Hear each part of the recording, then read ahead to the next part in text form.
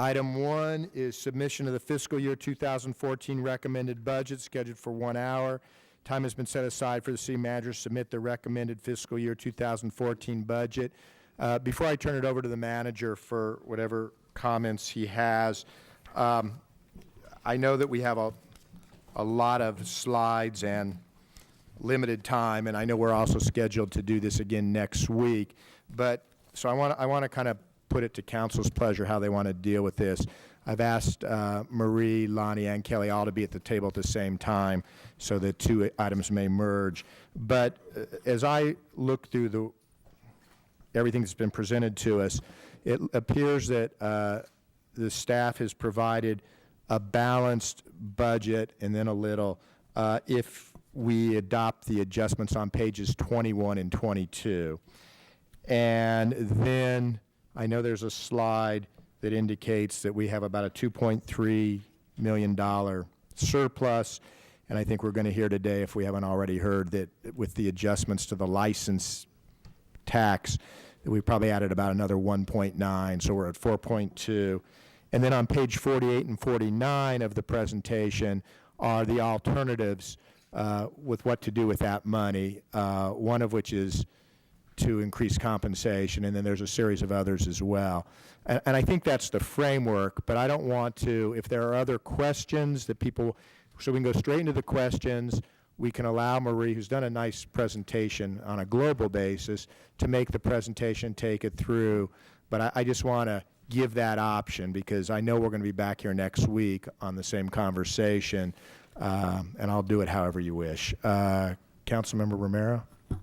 Yes, Mr. Mayor, I think that we should listen to what they have to present to us as quickly as possible, and then allow us to have a discussion and question and answer session right. as we move forward. Is that the general sense of the council? Okay. Then, Mr. Miranda? Mr. Mayor, members of council, in submission of the budget as a platform for discussion, when we started developing the budget back in October, November, the instruction to staff by me was to formulate and construct a budget that maintained service delivery to our community in the most optimum fashion possible. Respective to that, we incorporated many discussions and dialogue with members of the council and other stakeholders within the community to assure that we were getting as much feedback as possible so that the budget reflected the priorities of the mayor and council and, as important, the priorities of the citizens of our community. We have had many discussions internally to make sure that we have maximized efficiencies and that we are using available resources to the best extent possible. With that said, we are submitting a budget that we feel is balanced, that it has a lot of work and dialogue, feedback, criticism incorporated to that. And as we go on through the budget calendar, we accept any more dialogue that you might have and direction you might have in terms of finalizing the budget. I want to note that our budget staff, led by Kelly and Marie, have done an exceptional job over the past months taking the numbers and incorporating into an action plan, I think, again, meets the priorities of our community. I also want to thank the members of the City of Tucson organization, our employees, who make the actions possible, who every day make sure that the service delivery to our community is done in the best possible fashion. And I want to communicate publicly that I appreciate, and so do you, in terms of their hard work and dedication to our community. We have a presentation that outlines the budget submission. We, as the mayor said, also have our Human Resources Director here to incorporate in discussion respective to the alternatives we have available for any compensation option that you might choose if you want to choose one.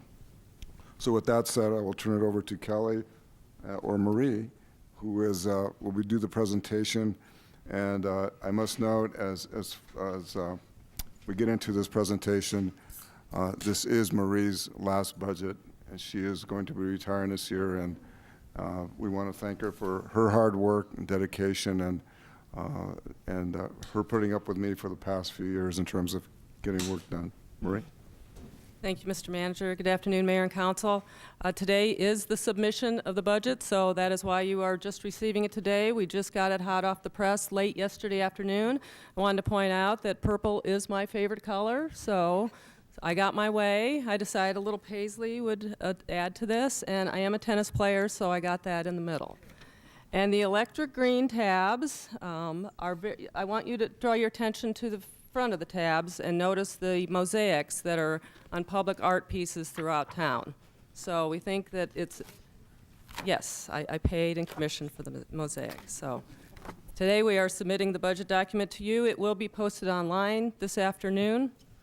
The PowerPoint, as you've already seen it, has a lot of the graphs and charts that are included in the budget document in front of you.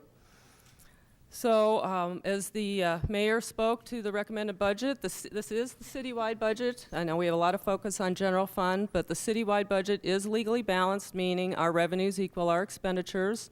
We are assuming moderate economic and revenue growth. We're going to maintain our services, as the manager said. Pursue alternative service delivery models and efficiencies. As you know, we'll continue our investment in streets maintenance, thanks to the voters passing the GEO bond in November. It does, however, continue a structural deficit in the general fund, meaning that we are using one-time revenues or expenditure fixes to cover ongoing expenditures. So we do still have a structural deficit.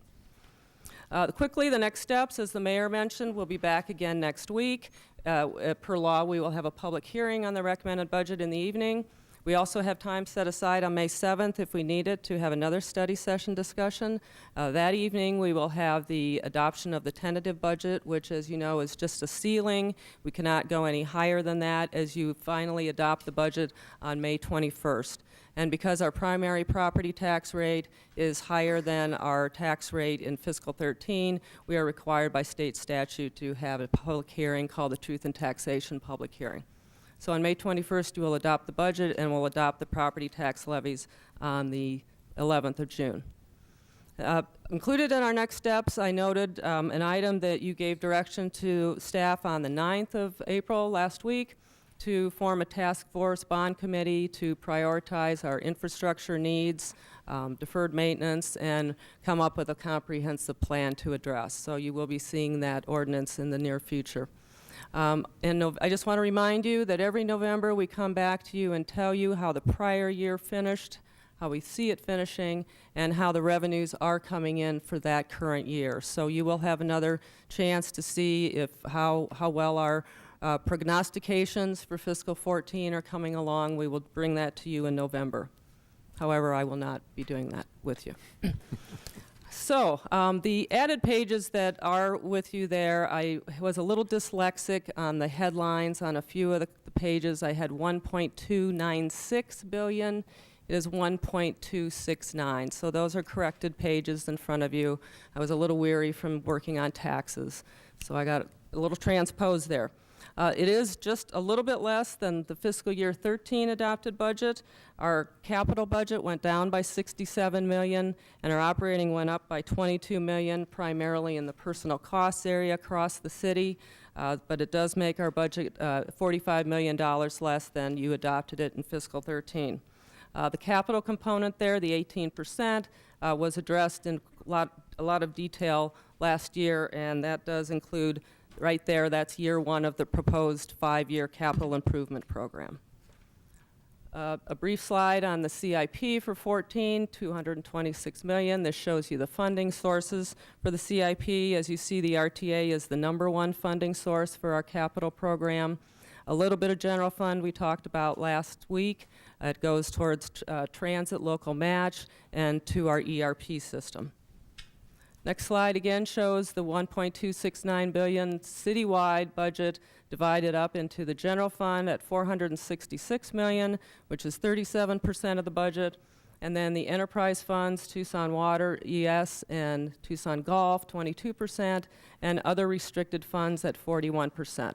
If you look at those two green pies there, they add up to the $803 million shown on the next slide. So the purpose of this slide was just to show you that these enterprise charges for services and other restricted funds do have strings to them. We cannot use them to supplant general fund operations in most cases. We can supplement some things that we do in the general fund departments. But as you see, the number one area is the public utility charges for Tucson Water and ES, and those are from the citizens. Those go directly into those services. We have a little bit of primary property tax that comes from the tort liability. That's restricted to go into the self-insurance fund. The secondary property tax goes towards our debt service. Our state shared revenues there at 5% would be the HERF revenues. We have long-term financing proceeds from the water from the water obligation bonds, et cetera, federal grants. Just to point out to you that these funds are restricted from the sources we receive them from and in their uses. Next slide again shows you the budget cut down in terms of the expenditures by department. As you'll see, the enterprise funds are the number one part of the budget, 22% of the budget. That's followed by transportation, which is 21%. And I have a note there that indicates the mass transit system, which is a $135 million total budget, of which $43 million is general fund. That is included in that transportation pie right there. So that is 11% of the citywide budget. And so transportation is followed by police at 13%. Just another way to look at our expenditures. This historical staffing level graph shows you, once again, we are still pretty much even with our 1995 levels. We have reduced our staffing by, actually it's 20 positions going into 14. Environmental services eliminated 15 positions, but there have been some net offsets here and there, up and down across a lot of departments. Again, elimination of vacant positions because we do not have the funding going forward. That equates to 9.6 FTEs per 1,000 population, similar to the last two fiscal years, 1.9 FTEs in police per 1,000, 1.2 in fire. The enterprise operations have 1.7, and then we just categorize it as other at 4.8. But for example, parks would be the biggest component of that 4.8, with their around 500 employees accounting for 1 FTE per our population, and transportation at half an FTE. So as you can see, of course, from the chart, we have reduced by over 1,000 positions just in the last 5 years, or an 18% drop in personnel. Onto the general fund FTEs. In the last 5 years, we've dropped 909 positions. Those were elimination of vacant positions due to our structural deficit in the general fund. Of course, the end of service program in calendar year 2012, we lost a big bulk of people in that time, 230 personnel. At the same time, we do create a big investment in our city employees. You've had many study sessions on these. Just to remind you that we have a new medical insurance contract going into effect July 1. There will be no premium increase for the employees or the city, and it will put an emphasis on wellness strategies. The TSRS pension, you adopted lower variable rates for the post-July 1, 2006 employees. However, this does not negatively impact the system funding level. The city will still contribute its amount. The PSPRS pension, last week you discussed that. You wanted to form a task force on looking at ways to address the pension issues to any extent that you could legally address them without impacting our current employees. Just briefly on the enterprise funds and the other restricted funds, ES will not be proposing any residential fee increase. However, they will be coming to you on May 14th with new fees for curbside collection of household hazardous waste and commercial recycling only service. That again will come to you on May 14th. And again, I'll remind you that they did eliminate 15 positions from their budget, and so there is no funding set aside for any of those people. Tucson Water, you're going to have a study session item on them yet today. They've already talked to you about proposing an 8.3% increase in revenue, which would generate $12 million. That is scheduled for a public hearing and your approval on May 21st. Just want to indicate to you that the cost of their water from the CIP system has increased by over 5% since last year. However, their reserves are exceeding your minimum mayor and council policy, so that does provide them a good stead with pursuing any debt and getting lower interest rates. Tucson City Golf. Per your direction, a lot of discussion on this starting last May.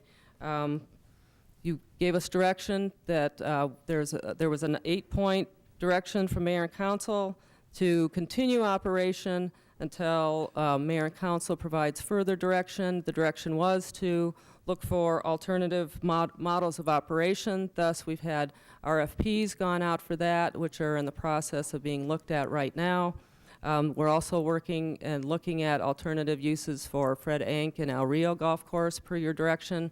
And any options or results of any of those analysis and study will come back to mayor and council for your direction going forward. However, in having to set a fiscal 2014 recommended budget, we set one as if it's continuing as usual. And actually, it says any revenue surpluses will reduce the amount due to the general fund. The way the budget is projected right now at $6.9 million, there will be an approximate $300,000 surplus going into the general fund from next year's operations if they exceed, or if they meet the revenue and expenditure projections.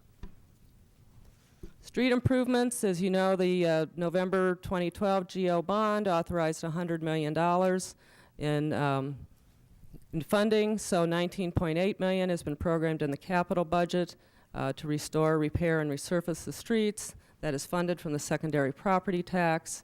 85% of those streets have already been identified and approved in the ballot initiative, and there's 15% high priority neighborhood streets that would be looked at from any analysis from the pavement preservation program, and then go to the bond oversight committee for their recommendation of which streets that should be. So on to the general fund. As pointed out in an earlier slide, that is $466 million. 37% of the citywide budget. That's $19 million over the fiscal 2013 general fund budget. Primarily, again, has to do with personnel and benefit costs. So it does fund 66% of our FTEs. We're maintaining core services. As pointed out to you before, our revenues are not keeping up with our expenditures, so one-time resources are being used to balance the budget. $15 million is programmed in the recommended budget, and that involves debt restructuring and land sales. So as the mayor pointed out, these are key slides to indicate to you we're following your direction from March 27th. Many of the items in presenting this budget to you, we are having moderate local and state shared revenue growth. It is being offset by the reduced commercial lease sales tax that the state has enacted upon us, and Kelly will address that a little bit in future slides. We're programming a delay in the debt principal payment. As we have in years past, we program it in the budget. However, if something changes during the fiscal year and we have more revenues and or less expenditures and we are able to pay our debt, we of course want to do that.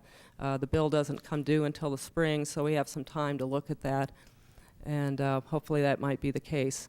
We have potential revenue from one-time land sales of $2.1 million in the recommended budget.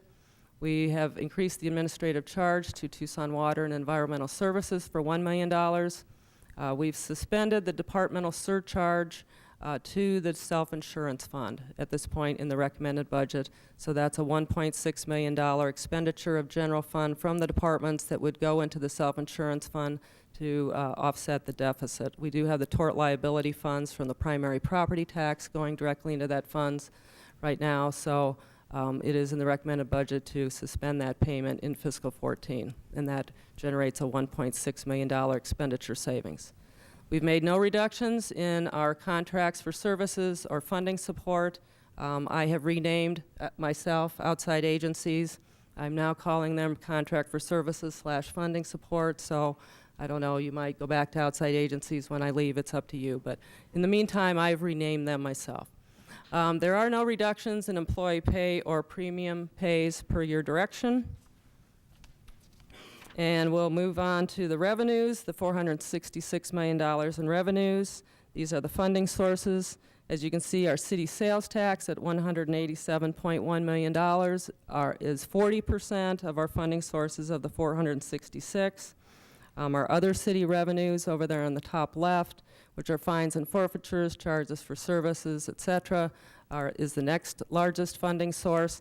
And our primary property tax, as usual, only accounts for 3% of our funding for our general fund budget.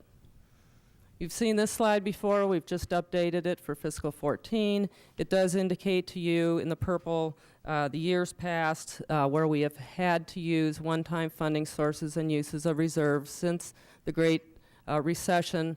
However, we were lucky in fiscal 2012 that we came right on with our revenues and expenditures, and we were not forced to do any debt restructuring or anything during that fiscal year. But in fiscal 13, you might remember we have $18 million of assigned fund balance that Mayor and Council approved for one-time items, so that will be spent this year. And as I indicated already, the recommended budget has $15 million of one-time sources in there also. So I'm going to turn it over to Kelly right now to talk about revenues for a while. Good afternoon, Mayor and members of Council. The recommended budget, as you're presented in the PowerPoint and in the book in front of you, includes sales taxes of $187.1 million. That includes the $4 million that we had originally estimated for the loss of HB 2324, which I'll talk a little bit more about in a moment, and also state shared sales taxes, which are 26% of the total budget. That's a 7% increase from the fiscal 2013 estimate, and that's due primarily to the increases in income taxes. So the risks to our revenue projections are, the major risks right now have to do with HB 2121, which is the transaction privilege tax, or TPT bill, which is sales tax. This is one that you're monitoring very closely, as we are. I just put this out there to let you know that there is some risk. Those risks we don't anticipate until 2015, but it's something we need to think about as we move forward to adopting this budget. HB 2324 has been approved and signed by the governor. That goes into effect 90 days after the end of the session. So we're counting on basically a 10-month loss of that revenue source, and I'll talk about that again in a moment. And we also have an unknown amount of loss that we might experience due to people having less discretionary funds from the sequester. So, for example, if Davis-Monthan or Raytheon has less money, less activity, that's going to translate to less sales tax in the community. Or if people are spending more of their discretionary money on housing, that also will translate. We haven't calculated anything into these numbers for that. So sales tax, again, we had included a $4 million loss for 23-24 based on really the timing of when the budget book had to get to the printer and the timing for agenda materials. Our audit staff has gone through over 1,300 business licenses and over almost 2,100 tenants, comparing the names on the business licenses to the actual tenants. And they've made an estimate, basically just comparing, name versus name. And from that, they estimate instead of $4 million, we'll have a $2.5 million annual loss. So for 10 months, it'll be approximately $2.1 million. So the good news is the $4 million loss we can reduce by $1.9 million. So you can add that back into the budget. I just want to caution you, though, that although they went through this painstaking effort and went through every single license out there, we do not collect the data to know if those ownership pieces are going to meet the 80% threshold. I mean, clearly you do if there's only one license holder on there, but there's some that perhaps have 5 on there and maybe it's 20% each. So that number is going to still be a little bit mushy as we go through time, but we think that's a good estimate at this time. So the sales tax estimates that we've included in the budget, and this doesn't include that loss from the 23-24. This is just so you can get an idea of what are we anticipating for our change in sales tax, everything else being even. So we actually had this information at the study session a couple weeks ago when we ran out of time on the budget information, so a little of it's dated. So what we have here is the first 4 columns are sales tax, and this was as the information was presented to you on May 5th, or March 5th, I'm sorry. So here's a history of sales tax from '09 to 2012. It was $169.7 million. Then it dropped significantly and started to come back. In fiscal 2012, the actuals were $176.8 million. Our revised estimate on March 5th was $183.9 million, and then we had an estimate of $190.3 million for fiscal 14. On May 5th, or March 5th, I'm sorry, I'm ahead in the year. I guess I want the budget to be done. We had assumed that sales tax would go up 4% for 13 and 3.5% for 14. Since that time, we've had 1 more month of sales tax collection, and we revised our calculation. And now we're anticipating going up 4.5% in 13, and we've kept the 14 level still at the 3.5%, primarily because the uncertainty about the impacts of the sequester. So I've been asked many times about how conservative are we being, and I don't really think that we're being overly conservative. So I wanted to show you kind of the process that we go through when we're projecting these numbers. We basically take the numbers and we slice them and dice them every which way possible. So here's kind of the analysis that we go through.